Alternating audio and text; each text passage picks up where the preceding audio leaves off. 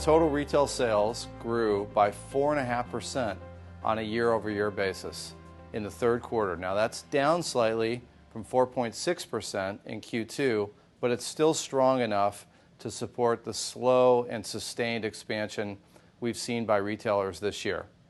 For the community and neighborhood centers, net absorption was again positive for the 13th straight quarter, and national availability rates fell once again to their lowest point since 2009. But only 2 million square feet of new supply was delivered. This is one of the lowest quarterly totals we've seen in the past 20 years.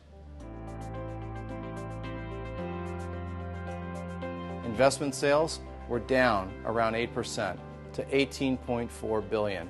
But that dip was largely due to a drop-off in portfolio and entity-level transactions. Really, individual assets were up 34% from last year, and pricing has remained aggressive. The average price per square foot has now reached $214 a square foot. That's up 25% compared to Q3 2013. Cap rates have continued to compress, and the national average has now fallen to 6.8%. It's near its all-time low. At this point, the impact of e-commerce on traditional retail has largely been concentrated in a few segments, chiefly discretionary items like clothing and sporting goods and electronics and books. But these retailers are mostly located in malls, which have been slow to recover in the post-recession era. Availability rates for malls in 2007, for example, were between 1 and 3%. Today, they're hovering around 7%.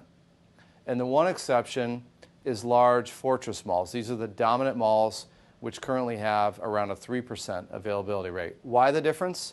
Well, these fortress malls tend to lure more shoppers. Better food, better entertainment, and better retail options, which in turn attracts more global omni-channel retailers that are more selective about their format and location.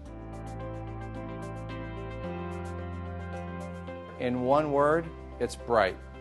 National Retail Federation expects sales in November and December to rise 4% versus last year around 3%. And online sales are expected to grow between 8 and 11%. One trend to watch out for is the timing of big online sales.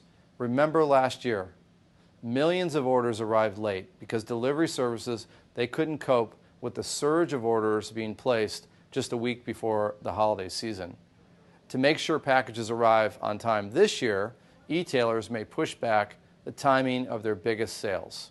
And this could be a really nice tailwind for bricks and mortar stores to attract more last-minute shoppers, particularly those that offer in-store pickup options for online orders.